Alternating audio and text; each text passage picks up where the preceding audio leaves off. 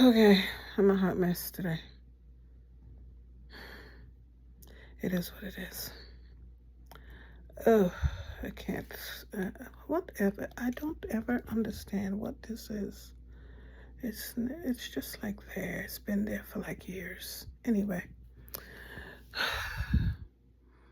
I can barely speak much because you see the mouth. I finally got the tooth extracted from the horror of the botch extraction that happened on Monday, the 5th, Cinco de Mayo. Lord have mercy. I swear.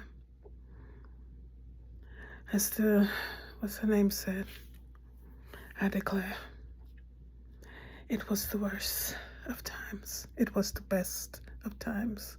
Not for me. Ay. I don't know. I don't have kids. People say that toothache is like giving birth. Sweet Jesus, if this is what it feels like, God bless the mothers out there. And it's the weekend. So Sunday's Mother's Day, so y'all need to really and truly thank mothers out there. Because listen, here, look at here. Her sister was all ready to make a felony happen with this doctor. My knees was up and laying in the, picture this. May 5th, 2025. Me laying down, painkiller and tooth. Not put to sleep, which I asked them to, because I know my tooth roots like the good oak in Disney World. Anyway, me laying on dentist chair. No music, no headphones, no white noise, no black noise, no green noise, no kind of noise, not even gray. And the dentist talking, and I'm like, okay, believing in him. He said, okay, we got this, I got this. And then he said, oh, how you feeling? Still feeling you touching, but it's maybe, let's give it some time. Anyway, to draw the story short, because the mouth, I got to go sleep, catch some sleep before the painkillers and the antibiotic wear out. So, 2 hours, 55 minutes later, I'm going home with the tooth still in my mouth, pieces broken off, and pain. And let me tell you something. The man sent me home with painkiller like Tylenol and Advil. Tell me it's 500 milligram Tylenol, 400 milligram Advil. Take 2 Tylenol and 2 Advil, and the pain will. Nigga, if you don't give me some damn painkillers. Okay, calm down. I went home. I didn't notice it till I go home, because that's what they gave me when I was at the place. Mind you, he was up in there working out my teeth like if he was building a house in Belmont, up the hill.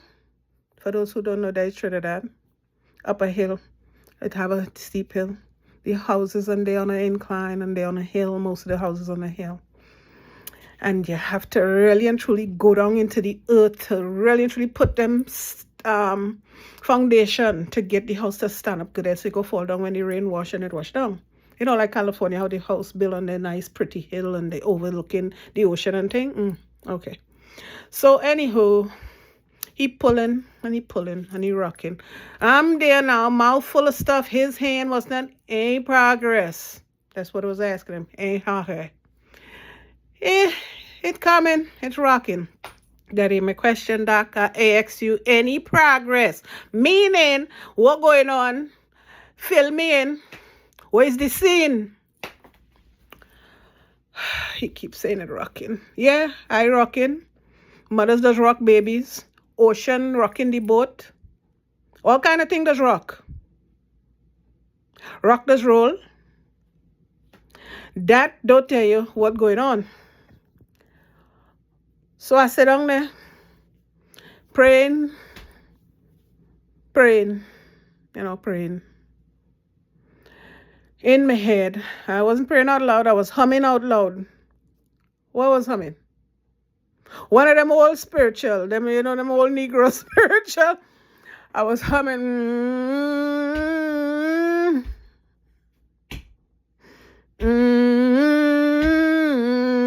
Because I know if this man don't stop, I'm going to hurt him. I don't end up in jail. I wasn't made for jail. So he going. I said, okay, Doc, where's the scene? Well, any progress? That's because I told you my roots are really big and they're really strong. They're rooted in there. Then he pulling. Now he was sitting down all that time with the little flashlight and he looking like he mining in the mines down there, so digging out gold. So then I see him get up from his chair and he stand up now. He ain't sitting down no more comfortable. He stand up. Ooh. Like if he ready to put on some work, you hear? That is when my eye open up. I said, okay. And he pulling and I feeling the pain. I say, it's still in, I'm feeling it. Well, like he inject it 6 to 8 times with, okay? All right, dead now. He said, I can't put it because, you already got enough. I ain't going nowhere. Put more because I'm feeling it. So he put a little more. And I still feeling inside the flesh, the fleshy part that's inside when there's nothing there, and the root, between the nerve or whatever it is. I don't know what it is. I ain't a dentist. I ain't trying to be one. And he pulling and I feeling my knees. I was straight out like a pencil. When he start pulling, so my knees was up here. I didn't think, big as my fupa is, that the knee would have get up there. But I swear, the knee was at the chest, past the breast, but it was at the chest. And I was screaming. Inside and outside, I was screaming. Because my mouth was packed with his hand. And gauze. And pain. I say,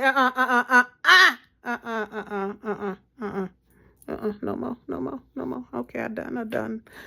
I cry uncle there. I cry uncle. Uncle, Tanty, Nana, everybody. Because that was it. Girl, the man say, okay, you got to get it surgically removed. Now he's sending me somewhere. I don't trust dentists, okay? From since I'm young, I don't trust dentists. Now you're sending me somewhere after you did this. I contemplated leaving it there because now you have to stitch it back up. Because, I didn't say he slice. He take the scalpel and he slice couples thing to pull it out and it still didn't move. So now he has to stitch it back up. All right? Recut. And send me somewhere. Then you give me a nice little pack. I wouldn't say doggy bag because I ain't a dog. But you give me a little to-go bag. And in it, I went not till I get home and empty it out. It had 2 ice pack, 4 Advil. Do I have them here? Oh yeah, I have them here. And 4 Tylenol. Regular Tylenol that it is gay in the store now. The little packet thing. Let me see.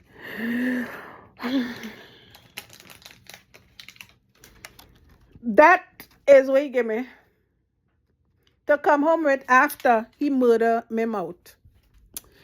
Yeah, or they hear any training me because I really in pain. I really was in pain then and I still. Now I ain't eat food for 2 weeks. It was just mashed potato, soft stuff, pasta, what's not? Soup.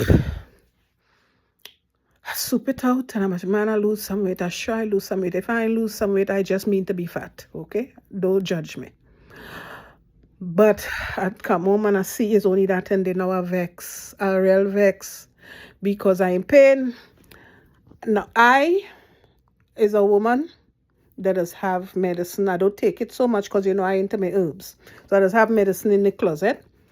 I take my behind and I went to the medicine cabinet and I had some ibuprofen 600, which I was taking the week before because the toothache started to hurt then. So I put it down, but then I picked it back up because, it was. So I went now I was going to the hospital, but I went now to the place where he sent me the next day. I go there, these people telling me they don't take, they're not under they're out of pockets then. They're out of pockets, out of network, out of network. So that means I'm not covered. So I said, no, I can't afford this. It's going to be another 600. Actually, I already paid him some money.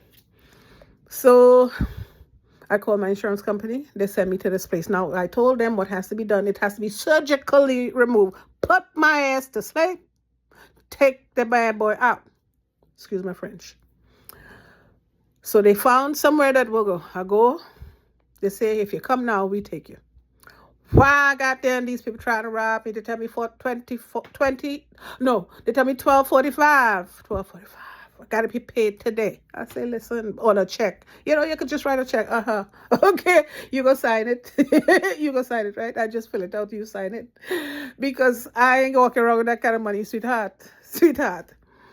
Anyway, I come home, I say, I ain't paying them that I pay this man. I call him right there in the office. I call him, I say, listen, you caused me this pain. I told you I did not like doctors, dentists. I told you I did not trust dentists, and you caused me this pain. And you send me home. I say, I'm very much disappointed. You send me home with Tylenol. As somebody said to me, he sent you home with something like if you have a headache. I tell him I have a headache. And I want something to put me to sleep, knock me out there. I can't feel the pain for hours. So he said, okay, I'll send you a prescription. I went to pick up the prescription. He said, you're going to have to come. My surgeon comes on a Friday. I had people search and check his review before I went back there because I wasn't going back there. I was going to the hospital. But then I said, the hospital is newbies, is students, and they're still rough. So, I don't know, I might leave and my inside might be like I was chewing dynamite. He gonna be having a crater. So I said, you know what, go to the man, you already spending money. He said, you don't have to pay. You already paid us, so we're gonna just give it to him. I don't care what you do. You just need to fix this. Look at me, I'm lopsided. What the hell going on? Look.